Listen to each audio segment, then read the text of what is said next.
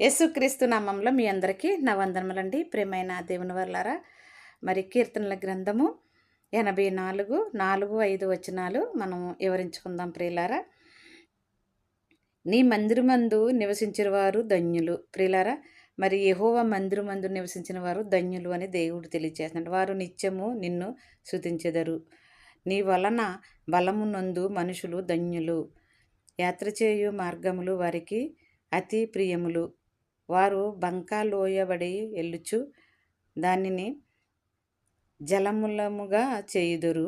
తొలకరి వాన దాన్ని దీవెనలతో కప్పును. ప్రియులారా, మరి యెహోవా మందిరమందును మరి నివసించిన వారంట ధన్యులు.